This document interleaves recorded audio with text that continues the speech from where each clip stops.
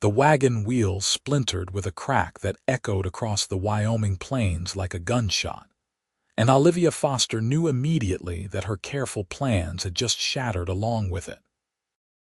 She gripped the wooden seat as the wagon lurched violently to one side, her swollen belly pressing hard against her ribs.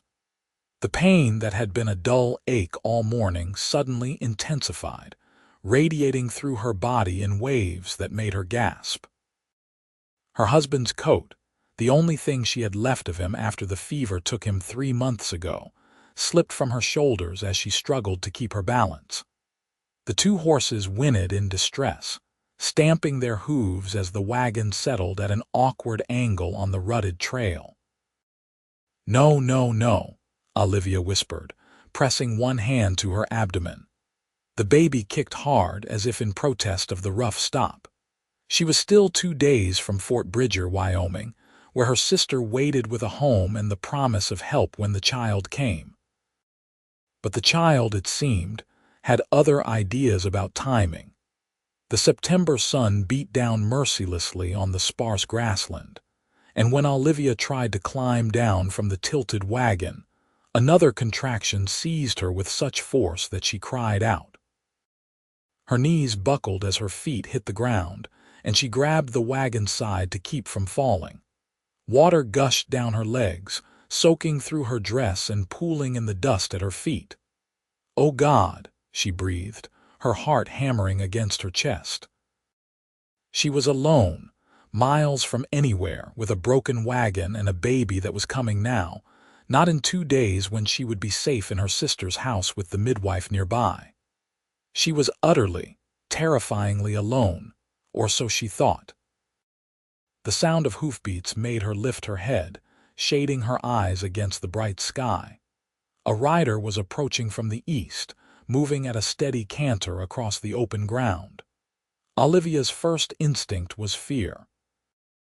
A woman alone on the trail was vulnerable, and she had heard too many stories of what could happen. But another contraction gripped her, stronger than before, and she doubled over with a moan that she could not suppress. The rider saw her distress and urged his horse faster. Within moments, he was swinging down from his saddle, his boots hitting the ground with a solid thud. Olivia looked up through tear-blurred eyes to see a man in his mid-20s, tall and broad-shouldered, with dark hair that fell past his collar and eyes the color of creek water in summer. His face was tanned from long days in the sun, and concern was written clearly across his features. "Madam," he said, his voice deep and urgent. "What has happened? Are you hurt?" "The baby," Olivia gasped, another wave of pain making her grip the wagon so hard her knuckles went white. "The baby is coming. Now." She saw his eyes widen slightly, saw him glance around at the empty landscape as if hoping to find help materializing from thin air. But there was nothing out here except sagebrush and wind and endless sky. When he looked back at her, his jaw was set with determination. "My name is Marcus Hayes," he said firmly. "I have helped with foaling horses and calving cattle more times than I can count. A baby cannot be so different. Let me help you." Olivia wanted to laugh at the absurdity of comparing childbirth to animal husbandry, but another contraction stole her breath. She nodded, having no choice but to trust this stranger. Marcus moved quickly, his hands steady despite what must have been considerable nervousness. He pulled blankets from his bedroll and from her wagon, creating a makeshift bed in the shade of the tilted vehicle. His movements were efficient and respectful as he helped her down onto the blankets, never once making her feel more vulnerable than she already was. "How far apart are the pains?" he asked, kneeling beside her. "Close," Olivia managed. "Too close. Everything is happening too fast." Marcus nodded, rolling up his sleeves. His hands were calloused and strong, the hands of a man who worked hard for his living. "What is your name?" "Olivia," she said, and then another contraction hit and she cried out, clutching at his arm without thinking. "Hold on to me," Marcus said, not flinching from her grip. Squeeze as hard as you need to. I have been thrown by broncos and kicked by ornery steers. You will not hurt me." Through the haze of pain, Olivia felt a flicker of gratitude for this stranger's calm presence. She had been so alone since her husband died, so frightened about bringing a child into the world without a father. But here was this man, this Marcus Hayes, speaking to her with such steady confidence that she almost believed everything would be all right. The next hour passed in a blur of agony and effort. Marcus talked to her constantly, his voice low and soothing, telling her when to push and when to breathe, wiping her forehead with a cloth dampened from his canteen. The sun moved across the sky, and the wind picked up, carrying the scent of sage and dust. Olivia lost track of time, lost track of everything except the pain and Marcus's voice anchoring her to the present moment. "I can see the head," Marcus said, his voice tight with emotion. "You are doing so well, Olivia. Just a little more." She bore down with everything she had left, a scream tearing from her throat. And then suddenly the pressure released, and she heard it, the thin, wavering cry of a newborn baby. Tears streamed down Olivia's face as Marcus lifted the infant, his hands gentle despite their size.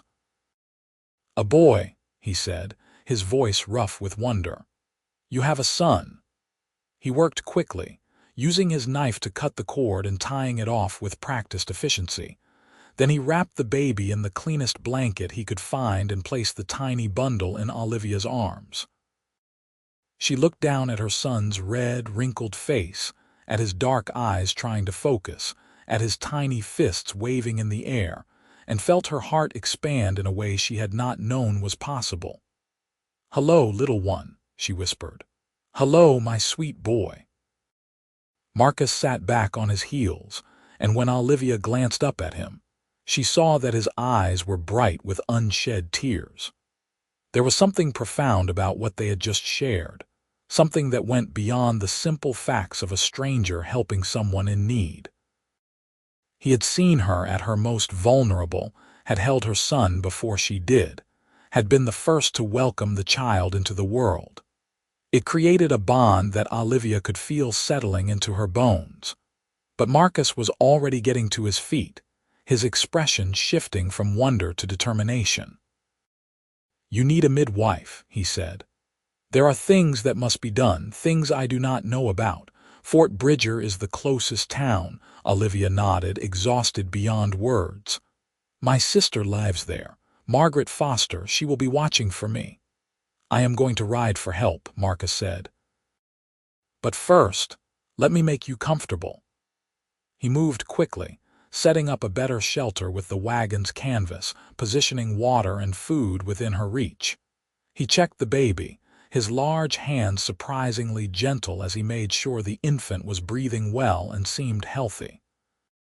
Then he looked at Olivia with an intensity that made her breath catch despite her exhaustion. "I am going to ride faster than I have ever ridden in my life," he said. "I will bring back the midwife. I promise you." "Thank you," Olivia said, and the words felt wholly inadequate for what he had done.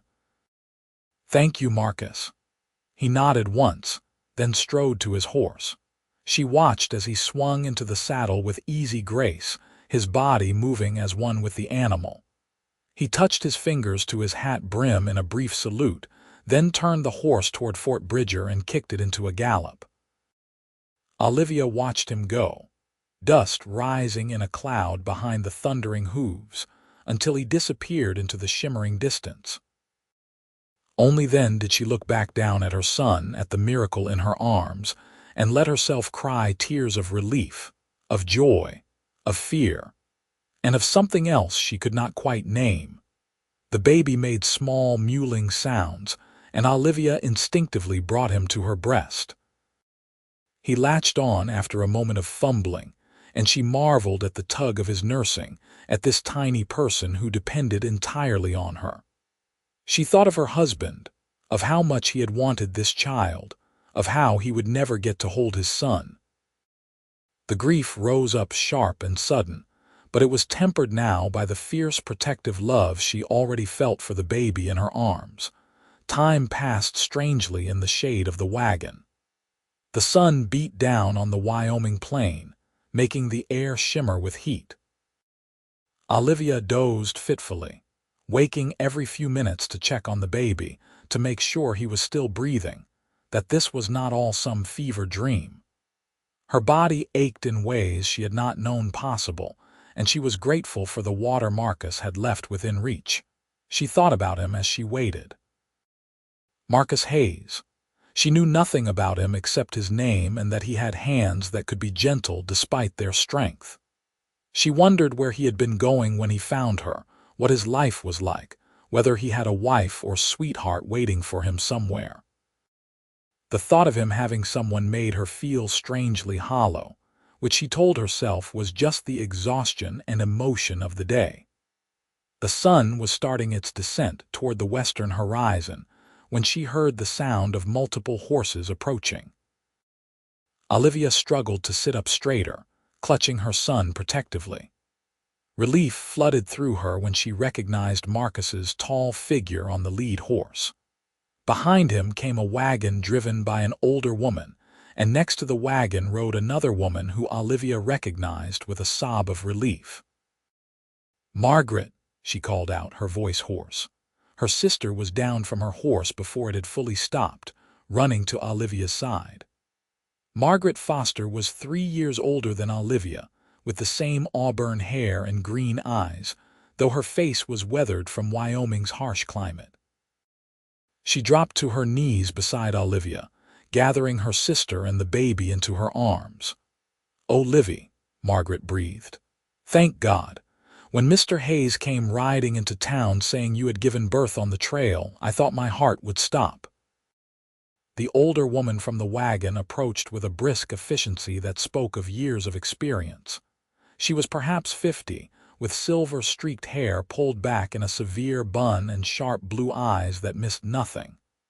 "I am Mrs. Henderson," she announced, "the midwife. Let me see you and the child." For the next half hour, Olivia submitted to Mrs. Henderson's capable examination. The midwife checked her over thoroughly, then examined the baby with the same careful attention. Finally, she sat back with a satisfied nod. "You will be sore for a good while, and you need rest and proper food, Mrs. Henderson pronounced. But that cowboy did a fine job bringing this baby into the world. Both of you are healthy, which is more than I would have expected given the circumstances." She glanced over at Marcus, who stood a respectful distance away beside his horse. "Where did you learn midwifery, young man?" Marcus ducked his head, looking almost embarrassed. "Just from helping with animals, madam, and from common sense, I suppose." "Well, your common sense likely saved 2 lives today," Mrs. Henderson said firmly. "You should be proud." Margaret was already organizing their departure, working with the midwife to transfer Olivia and the baby to the wagon.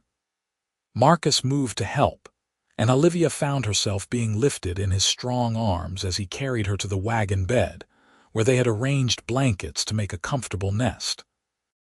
His touch was as gentle as it had been during the birth, and when he laid her down, their eyes met for a long moment. "Thank you," Olivia said again, wishing she had better words. "I do not know what would have happened if you had not come along." "I am just glad I was there," Marcus said quietly. His hand rested briefly on the baby's head, his palm completely covering the tiny skull. "He is a fine boy, strong. Would you like to hold him?" The words came out before Olivia had fully thought them through, but once they were spoken, she realized she meant them. This man had brought her son into the world. He deserved to hold the child properly, not just in the urgent necessity of birth. Marcus's eyes widened. Are you sure? You were the first person to hold him," Olivia said. "It seems right." He took the baby with a care that made Olivia's heart squeeze. The infant looked impossibly small cradled in Marcus's large, work-roughened hands. Marcus gazed down at the child with an expression of such tenderness that Olivia had to look away, feeling as though she was intruding on something private. "He does not even have a name yet," Marcus said softly. "Thomas," Olivia said, the name coming to her with sudden certainty. "After my husband, Thomas Frederick Foster." "It is a good name," Marcus said, "a strong name for a strong boy." He reluctantly handed the baby back to Olivia, and she saw the loss in his eyes as he did so. It struck her then how much this stranger had invested in them over the course of a few hours, how much he had cared. Margaret appeared at the wagon's edge. "We should get you back to town before dark. That baby needs to be in a proper house." Olivia nodded, but she kept her eyes on Marcus. "Will you come to town?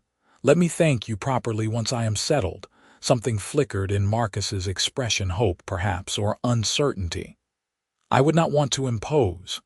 "It would not be an imposition," Olivia said firmly. "Please, I insist." Margaret glanced between them with sharp interest, but she said nothing. Marcus nodded slowly. "All right. I will come by in a few days once you have had time to rest." The journey back to Fort Bridger took several hours, with the wagon moving slowly to avoid jostling Olivia and the baby. Marcus rode alongside, and Olivia found her eyes drawn to him repeatedly. In the fading light, his profile was strong and sure, and she found herself studying the way he sat his horse, the ease with which he moved with the animal's gait. She knew she should be focused entirely on her newborn son, on the relief of being with her sister again, on getting to safety.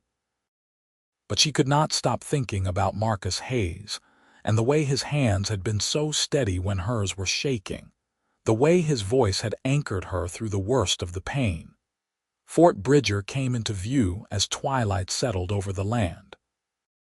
It was a small town, built around the old trading post that had served emigrants on the Oregon Trail for decades. The main street was lined with wooden buildings, their false fronts proclaiming services from general goods to blacksmithing.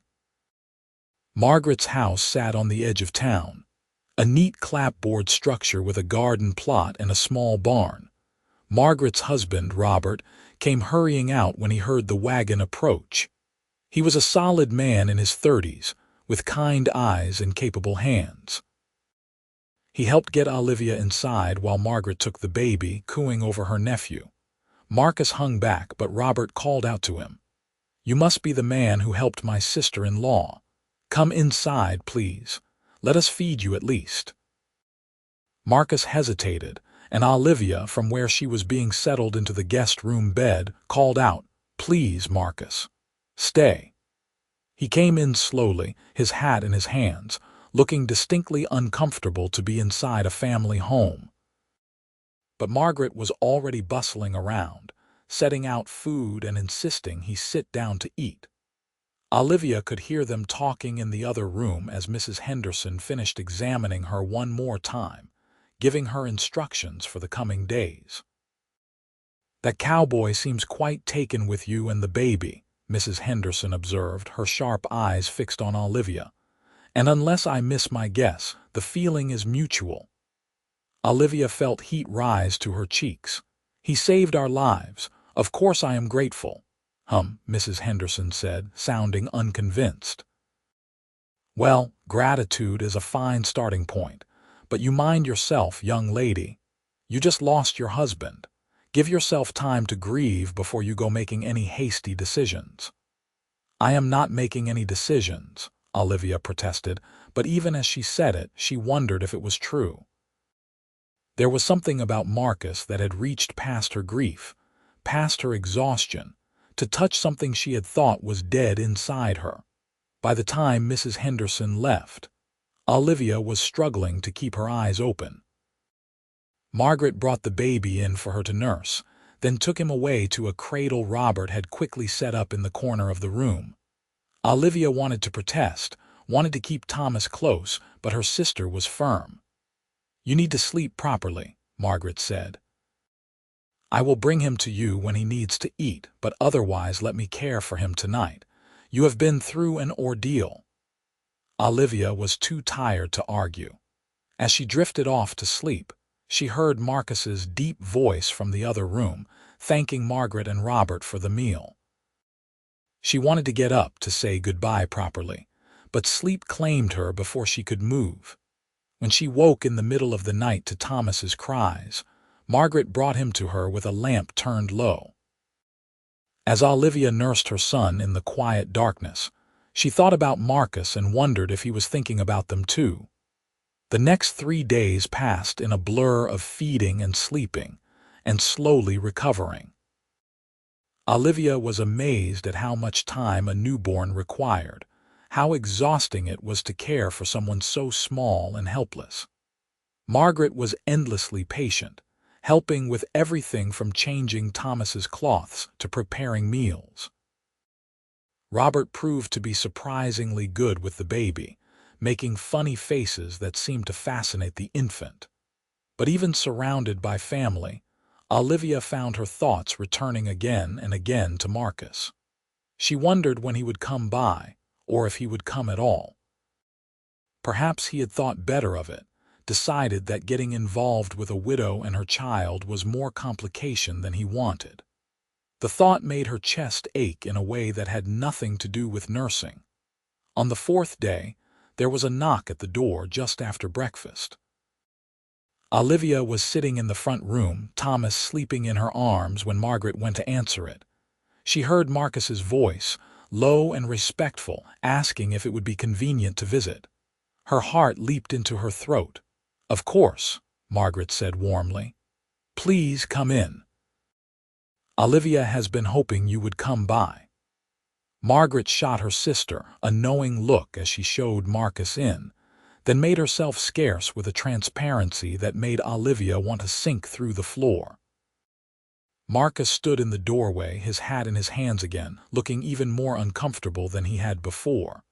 But when his eyes found Olivia and the baby, his expression softened. "Hello," he said.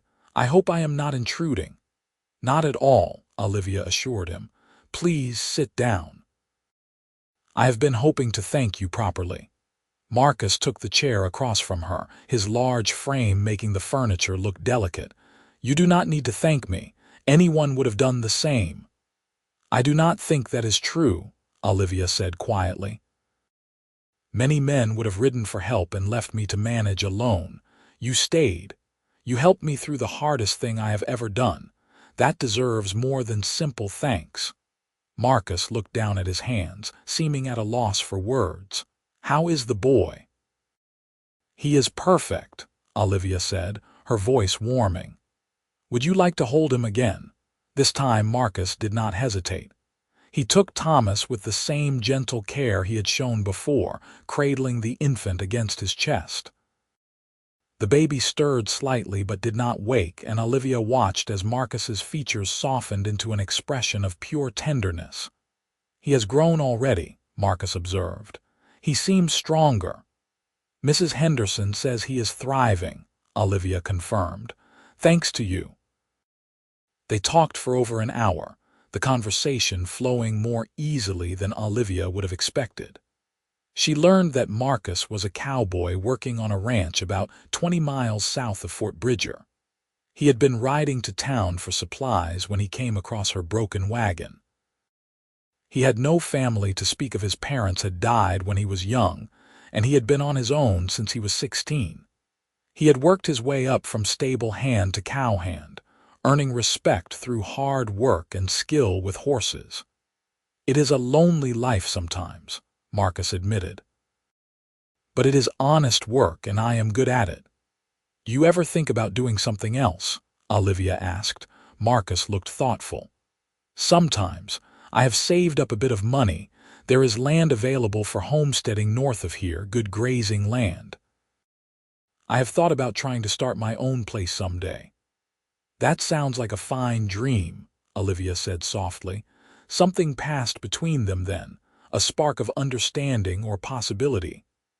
Olivia felt it in her chest, warm and frightening at the same time. She had loved her husband deeply, had mourned him with all her heart. But sitting here with Marcus, watching him hold her son with such care, she felt something stirring that she had not expected to feel again. Marcus stayed for another hour before reluctantly saying he needed to get back to the ranch. As Olivia walked him to the door, moving slowly, still recovering, he paused on the threshold. "May I come back?" he asked. "To visit, I mean, to see how you and Thomas are doing."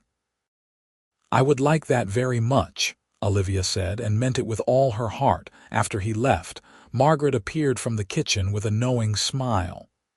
"He is sweet on you, Margaret," Olivia protested, but she could feel the heat in her cheeks.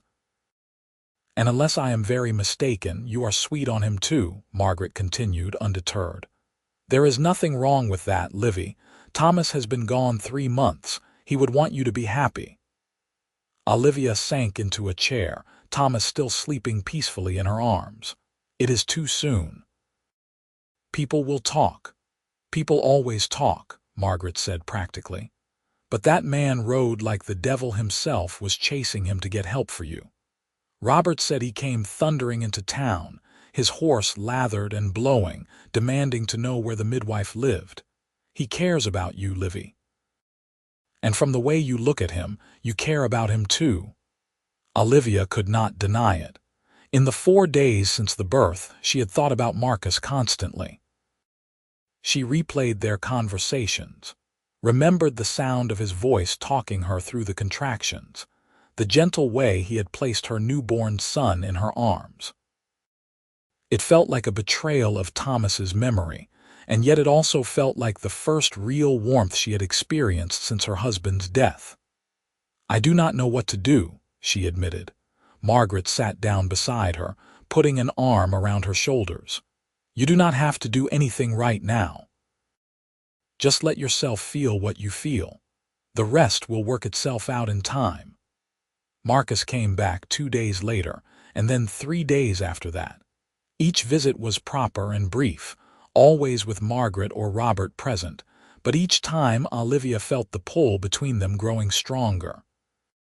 They talked about everything and nothing about his work on the ranch, about her plans to stay in Fort Bridger and help Margaret with her boarding house, about Thomas and his development, about the changing season and the beauty of Wyoming's landscape. On his 4th visit, Marcus brought a gift, a small wooden rattle that he had carved himself. It was smooth and perfect, with a handle sized for a baby's grip and pebbles inside that made a soft sound when shaken. Olivia was so touched that tears sprang to her eyes. "You made this?" she asked, turning it over in her hands. "It is not much," Marcus said, looking embarrassed, "but I thought Thomas might like it when he is old enough." "It is beautiful," Olivia said sincerely. "Thank you, Marcus, for everything."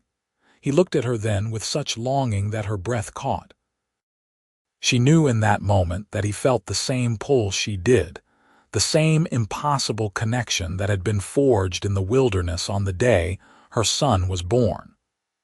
But he was too much of a gentleman to say anything, too respectful of her situation as a new widow. It was Olivia who finally broke the silence between them. It was late October, nearly 2 months after Thomas's birth, and Marcus had come by after finishing his work for the week. They were sitting on Margaret's porch, watching the sun set over the mountains. Thomas was inside with Margaret, who had made herself scarce with increasing frequency whenever Marcus visited. "Marcus," Olivia said, her heart pounding, "I need to tell you something." He turned to her, his expression cautious. "All right." "I have been thinking about what happened the day Thomas was born," she began, choosing her words carefully. "About how you helped me, about how gentle you were, about how I felt when you talked me through the pain." "Olivia," Marcus started, but she held up a hand.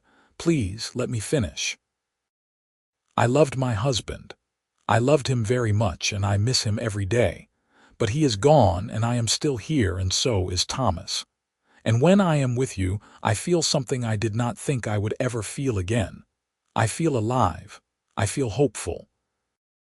I feel like maybe the future is not just something to survive, but something to look forward to." Marcus was staring at her with wide eyes, his chest rising and falling rapidly. "Are you saying—" "I am saying that I care about you, Marcus Hayes.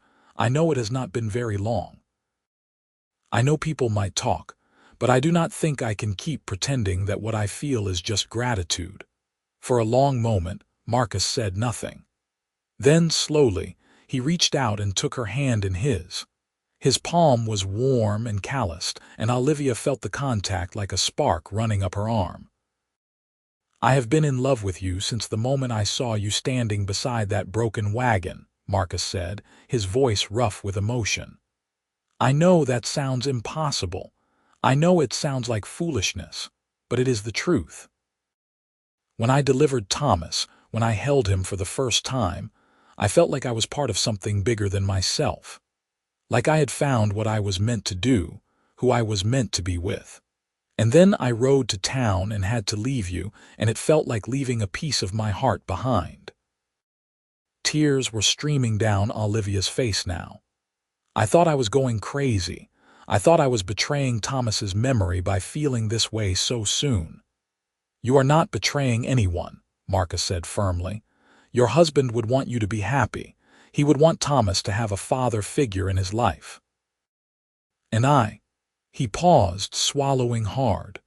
"I would be honored to be that person if you would let me.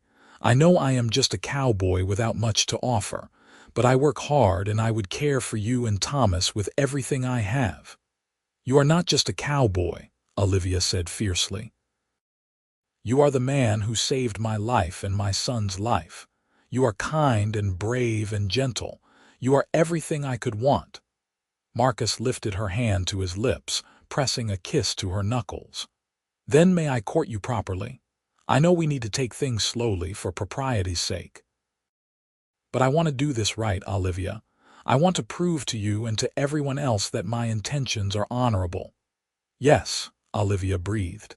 "Yes, you may court me." The kiss they shared was soft and tentative, a promise of things to come. And when they pulled apart, both of them were smiling through their tears. The courtship that followed was the talk of Fort Bridger, but in a surprisingly positive way. Most people seemed to find the story romantic. The cowboy who had delivered the baby in the wilderness and then fallen in love with the mother. Mrs.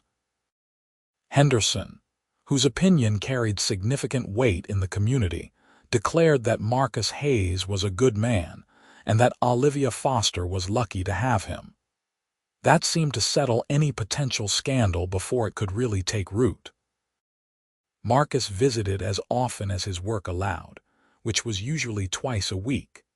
He always brought something, sometimes supplies that Olivia and Margaret needed, sometimes small gifts for Thomas, sometimes wildflowers that he had picked on his ride into town.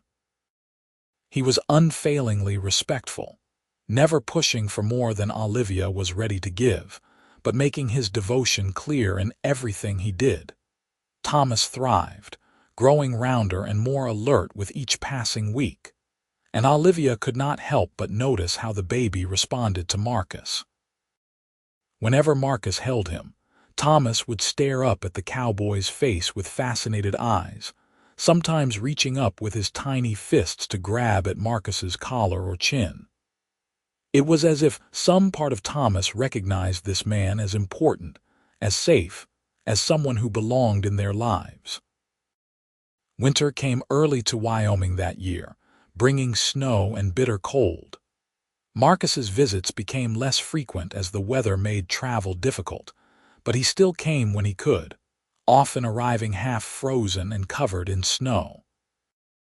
Margaret and Robert always insisted he stay for dinner and warm up properly before heading back out, and those evenings around the fire were some of the happiest Olivia could remember. It was during one of these snowy evenings in late December that Marcus asked her to marry him. They were alone for a moment while Margaret was putting Thomas down for the night and Robert was checking on the horses. Marcus suddenly got down on one knee in front of Olivia's chair, pulling a small box from his pocket. "I know it has only been 4 months," he said, his voice shaking slightly. "But I have loved you for every single day of those 4 months, and I will love you for the rest of my life if you will let me.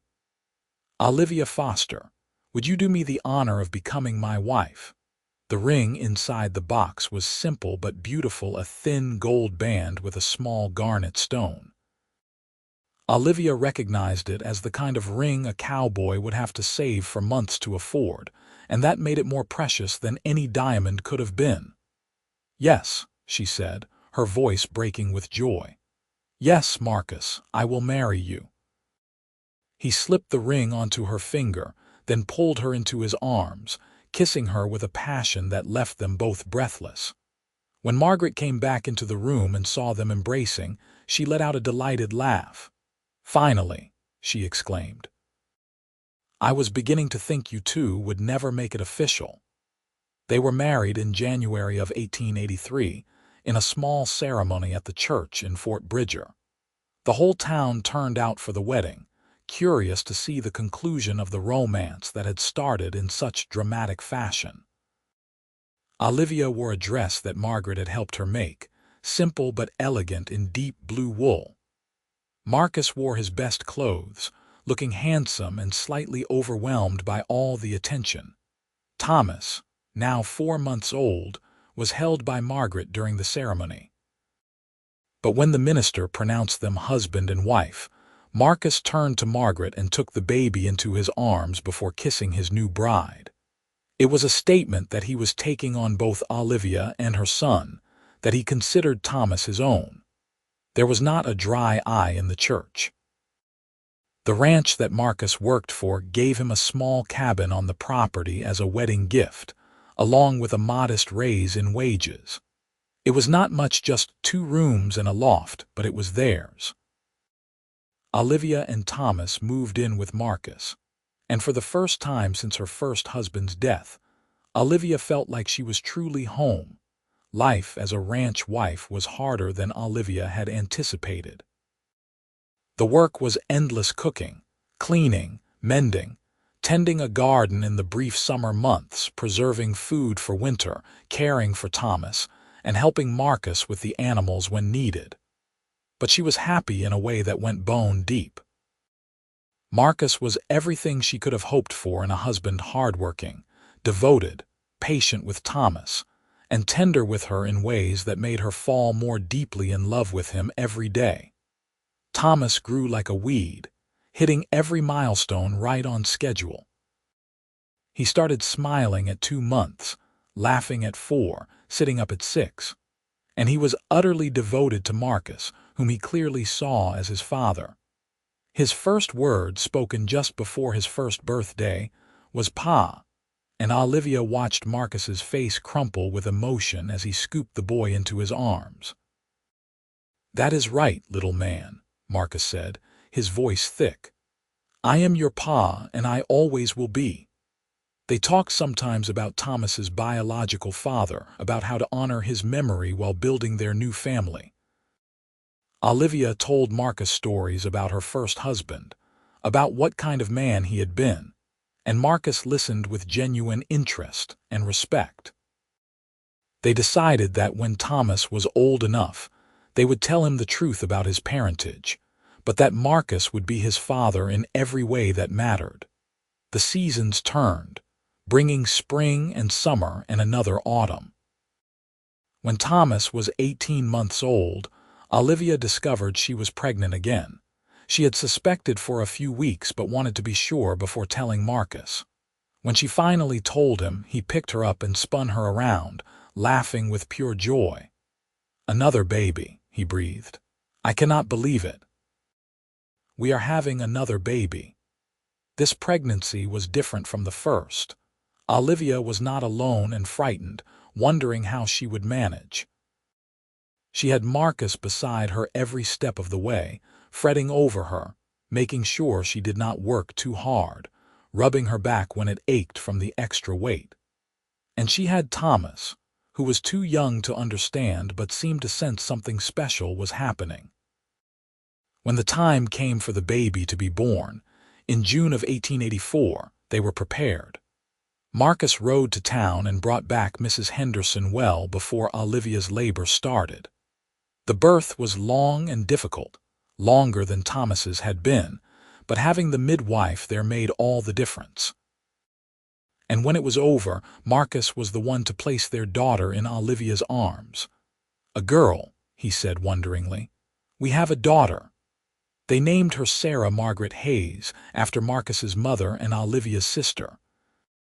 She had a shock of dark hair like her father and green eyes like her mother, and Thomas was instantly fascinated by his new sister, wanting to touch her and hold her and help with everything. Watching Marcus with their two children, Olivia sometimes felt so full of love that she thought she might burst with it. This was not the life she had imagined when she set out for Wyoming as Thomas Foster's pregnant widow. But it was a good life, a full life, a life worth living. 2 years passed in a blur of diapers and laughter and hard work. Marcus proved himself so valuable to the ranch that the owner offered him a partnership, a small stake in the operation, and a say in how things were run. It was an unprecedented opportunity for a man who had started as a stable hand, and Marcus accepted with gratitude and determination to prove himself worthy of the trust. With his increased earnings, they were able to expand their cabin, adding 2 more rooms and a proper kitchen. It was still modest by many standards, but to Olivia it felt like a palace. She hung curtains she had sewn herself, planted flowers around the doorway, and filled the house with love and laughter. Thomas started helping his father with small tasks around the ranch when he was 3, following Marcus everywhere and mimicking his movements. Sarah was a chatterbox from the moment she started talking, filling the house with her observations and questions. And in the spring of 1886, Olivia gave birth to their 3rd child, a son they named Marcus Michael Hayes Jr., though they called him Mikey. Margaret and Robert visited often, their own family growing as they took in orphan children and gave them a home. The 2 sisters would sit on the porch while the children played, reminiscing about the dramatic day that had brought Olivia and Marcus together. "I still cannot believe you gave birth on the side of the trail," Margaret would marvel. "And that Marcus just happened to be riding by." "It was not happenstance," Olivia would say, watching Marcus swing Sarah up onto his shoulders while Thomas led Mikey by the hand. "It was meant to be, all of it." In the fall of 1887, the ranch owner died unexpectedly, and his widow, unable to manage the operation alone, offered to sell Marcus a larger stake in the property. It took everything they had saved plus a loan from the bank, but Marcus became a full partner in what was renamed the Hayes and Morrison Ranch. It was a huge responsibility, but Marcus rose to the challenge, his years of experience and natural way with animals serving him well.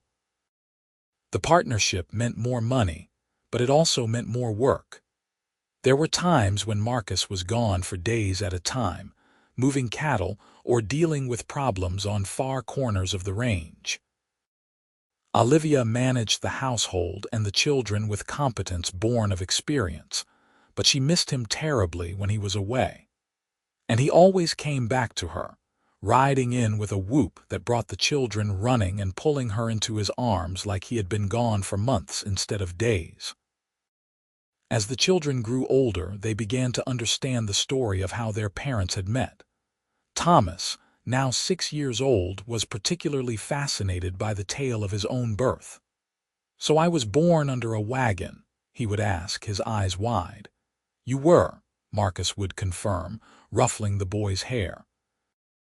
"And you came into this world fighting, just like you do everything else. You were strong from the very start. And then you rode really fast to get help," Thomas would continue, having heard the story dozens of times but never tiring of it. "Faster than I had ever ridden before," Marcus would agree. "Because your mama and you were the most important things in the world to me, even though I had only just met you." Sarah would always insist on hearing about the wildflowers Marcus had picked for their mother, and how beautiful she looked in her wedding dress. Mikey was still too young to follow the whole story, but he loved the part about the horse riding fast, which he would act out around the house until someone caught him before he crashed into furniture. In 1889, when Thomas was 6, they made the decision to tell him the truth about his biological father.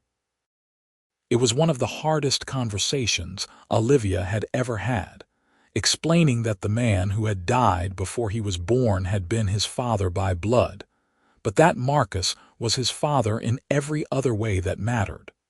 Thomas absorbed the information seriously, his young face thoughtful. Then he looked at Marcus and said, "So I have two fathers, one who I never met and one who has been with me my whole life."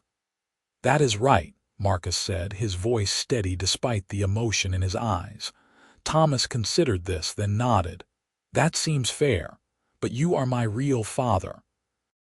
The one I know." Marcus pulled the boy into a fierce hug, and Olivia saw tears on her husband's cheeks.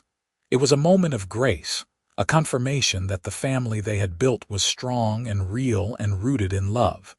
The years continued to roll by, bringing joys and sorrows as all years do. They lost a pregnancy between Mikey and their fourth child, a loss that grieved them both deeply. But in 1891, they welcomed another daughter, whom they named Emily Rose.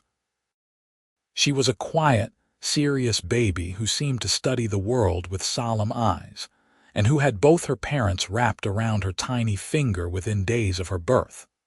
Thomas grew into a responsible boy who loved working with his father and the horses. Sarah was bright and curious, always reading or asking questions about everything under the sun. Mikey was the wild one, constantly getting into scrapes and needing to be rescued from his own adventurous spirit. And Emily was the baby, beloved by all her siblings and doted on by her parents. In 1893, 10 years after their wedding, Marcus made good on his dream of owning his own land. The partnership with Morrison had been profitable, and Marcus had saved carefully. When a piece of land came up for sale adjacent to the ranch, he bought it 160 acres of good grazing land with a creek running through it, and a view of the mountains that took Olivia's breath away. "This is ours," Marcus said, standing with Olivia and looking out over their new property. "Not the ranch's, not Morrison's, ours. I am going to build you a real house here, Livy, one with enough room for all our children and more. More." Olivia teased, though at 32 she was not sure her body was up for more pregnancies. "Well, maybe not more children," Marcus conceded with a grin. "But room for grandchildren someday. I want to build something that will last, that our children can inherit and build on." He was true to his word. Over the next 2 years, Marcus built a house on their land, a solid 2-story structure with 6 bedrooms, a parlor, a dining room, and a kitchen that made Olivia weep with joy. He did much of the work himself, with help from Thomas and hired men when needed. The whole family moved in during the spring of 1895, and it felt like a dream come true. The house became the heart of their growing family. Margaret and Robert and their children came to visit often, as did other ranching families in the area. Olivia had a talent for hospitality, and their home became known as a welcoming place where travelers could get a hot meal and a safe place to sleep. Thomas turned 13 in 1895, already tall and broad-shouldered like his adoptive father. He was a hard worker and good with animals, and Marcus began training him in earnest to take over the ranch someday. Sarah was 10, still reading everything she could get her hands on and talking about becoming a teacher. Mikey was 8 and still wild, though he had a good heart under all the mischief. Emily was 4, quiet and sweet and utterly devoted to her mother. In 1897, they were surprised and delighted to discover that Olivia was pregnant again. At 36, she had assumed her childbearing years were behind her, but apparently life had other plans. Marcus was over the moon and the children were excited about having another sibling. The pregnancy was harder than the previous ones, and Mrs. Henderson, now in her 60s but still practicing, told Olivia firmly that this needed to be her last child. The birth in February of 1898 was long and difficult, but it resulted in twin boys James and Jacob, who came into the world howling their displeasure at being disturbed. "Twins," Marcus said, holding one in each arm and looking completely overwhelmed. "We have twins, Livy." "We certainly do," Olivia said weakly from the bed, exhausted but happy. "7 children, Marcus. We have 7 children." "Best get started on adding more bedrooms," Marcus joked, making Olivia laugh despite her exhaustion. The twins were a handful from the start, 2 boys with energy and mischief to spare. But they were also a delight, and watching Marcus with all their children never failed to fill Olivia's heart with gratitude.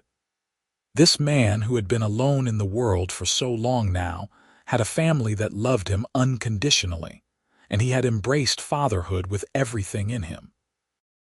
As the new century approached, Olivia sometimes reflected on the strange path her life had taken.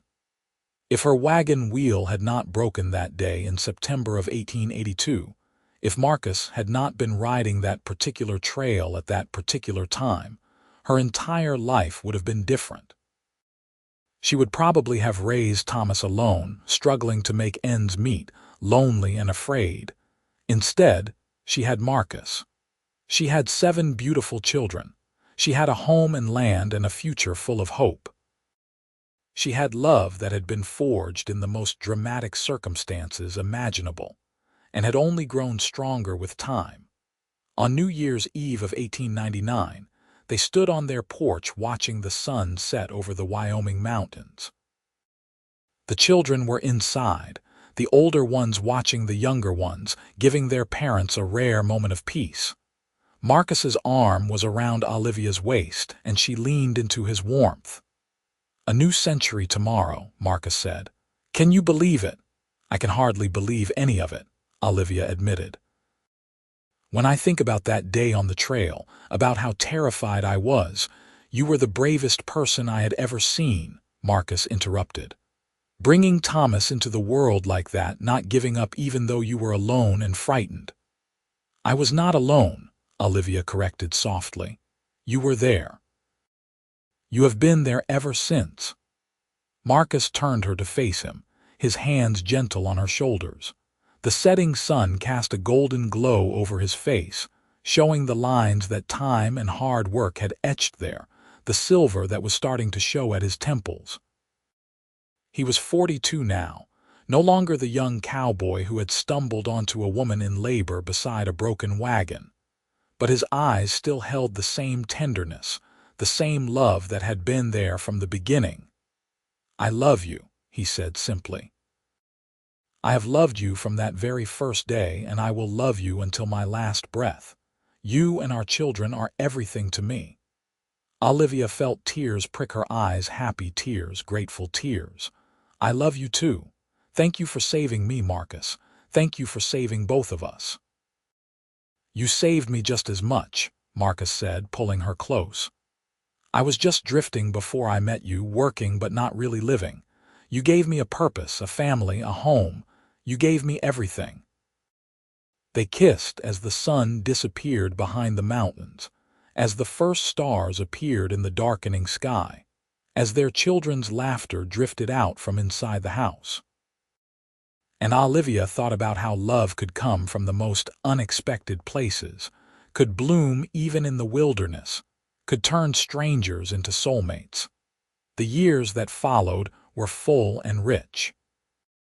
Thomas grew into a fine young man who took over much of the ranch's day-to-day operations, though Marcus remained active and involved. At 21, Thomas married a local girl named Catherine, and they gave Marcus and Olivia their first grandchild in 1903, a boy they named Thomas Frederick Hayes Jr., honoring both the grandfather he had never met and the father who had raised Thomas with love and dedication.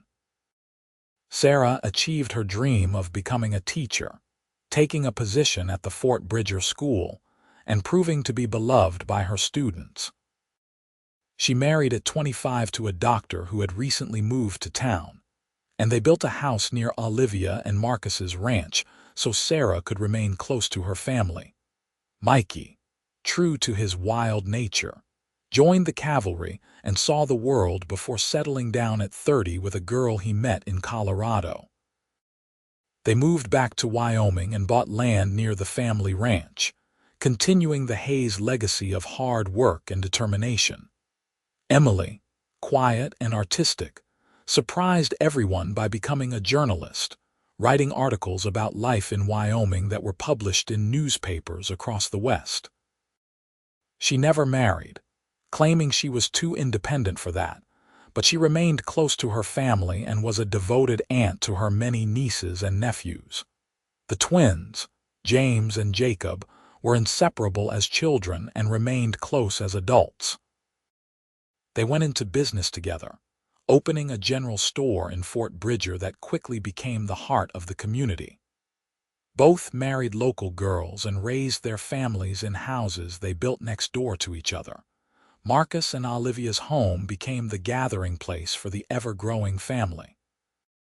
Holiday dinners involved dozens of people crowded around tables that Marcus had to extend with extra boards to accommodate everyone. The house was always full of laughter and conversation, and the sound of children playing. In 1910, when Olivia was 49 and Marcus was 53, they celebrated their 27th anniversary with a party that the whole town attended. Margaret, now 60 and moving slower but still sharp as ever, gave a toast that had everyone laughing and crying at once. 27 years ago, my stubborn sister married a cowboy she had known for less than 6 months, Margaret said, raising her glass. Everyone thought she was crazy, rushing into marriage with a man who had delivered her baby on the side of the trail. But I knew from the first time I saw them together that they were meant to be. And look at what they have built: 7 children, 14 grandchildren so far, a successful ranch, and a love that has inspired everyone who knows them. To Marcus and Olivia, to Marcus and Olivia. The crowd chorused, and Olivia felt Marcus's hand find hers under the table, squeezing gently. As they aged, Marcus and Olivia settled into a comfortable rhythm. They handed over more and more of the ranch operations to Thomas and Mikey, though Marcus still rode out most days to check on things and help where he was needed. Olivia became the family matriarch, the one everyone came to for advice and comfort, and her famous apple pie. They never forgot the story of how they met, and they never tired of telling it to their grandchildren. The tale of the baby born in the wilderness, the cowboy who helped deliver him and then rode like the wind to fetch the midwife, became a family legend passed down through generations. On September 15, 1922, 40 years to the day after Thomas's birth on the trail, the entire family gathered at the ranch. Thomas was now 40 years old, a successful rancher with grown children of his own. All of Marcus and Olivia's children and grandchildren were there, along with great-grandchildren who were too young to understand, but who added to the joyful chaos. They gathered at the spot where Marcus had built a small monument, a stone marker with a plaque that read, "On this site, September 15, 1882, Thomas Frederick Foster came into the world, delivered by Marcus Hayes." This moment brought together a family bound not just by blood, but by love forged in the wilderness. Marcus, now 65, stood with his arm around Olivia, who was 61. Both of them had gray hair and lined faces, bodies worn by years of hard work and hard living. but their eyes still sparkled when they looked at each other, still held the same love that had been there from the beginning. Thomas, standing with his wife and children, raised his glass. 40 years ago, my mother was alone on the trail, frightened and in labor. A cowboy rode by and changed all of our lives forever. He brought me into this world, and then he gave me and my mother a family. He gave us everything. His voice broke slightly. Pa, Ma, thank you for everything. There was not a dry eye in the crowd as everyone toasted to 40 years, to family, to love that endured. And as the sun set over the Wyoming plains, casting the same golden light that had illuminated that long-ago day, Marcus pulled Olivia close and whispered in her ear, "Best decision I ever made, stopping to help you that day. Best thing that ever happened to me, that wagon wheel breaking," Olivia whispered back. "Think we would have found each other anyway?" Marcus asked, a question he had posed before over the years. "Definitely," Olivia said firmly. "Some things are just meant to be." They stayed at the ranch until twilight, surrounded by the family they had built together, the legacy of that one moment of chance or fate on a September day in 1882. And when they finally headed home to the house Marcus had built with his own hands, walking slowly now but still together, Olivia thought about how a single act of kindness could ripple outward through time, creating waves of love and joy that touched generations. Marcus lived to be 78, active and engaged right up until a heart attack took him suddenly one spring morning in 1935. He died doing what he loved, working with the horses, and though the family mourned deeply, there was comfort in knowing he had lived a full and happy life. His funeral was attended by hundreds of people whose lives he had touched over the decades, and he was buried on a hill overlooking the ranch with a view of the mountains he had loved. Olivia lived 7 more years, surrounded by children and grandchildren and great-grandchildren who adored her. She told stories about Marcus until the very end, keeping his memory alive for the youngest generation who had never known him. She died peacefully in her sleep in 1942, at the age of 81, and was buried beside Marcus on the hill. The ranch passed to Thomas and his sons, who continued to work the land and raise cattle and horses just as Marcus had taught them. The house remained in the family, a gathering place for reunions and holidays, its walls echoing with decades of laughter and love. And the story of how it all began, of a pregnant woman whose wagon broke down in the wilderness, of a cowboy who stopped to help and ended up delivering a baby, of a mad ride to fetch the midwife, and of a love that bloomed in the most unlikely of circumstances. That story lived on too. It was told and retold, embellished slightly with each generation, but always remaining true to its heart. That love can find us in our darkest moments, that kindness can change lives, and that family is not just about blood, but about the bonds we choose to create and nurture. The small stone monument still stands on the land, now over 100 years old, marking the spot where everything began. And sometimes when the wind blows across the Wyoming plains, it almost sounds like the cry of a newborn baby, the thunder of hoofbeats, and the voice of a cowboy promising that everything will be all right. Because in the end, everything was all right. More than all right. It was beautiful.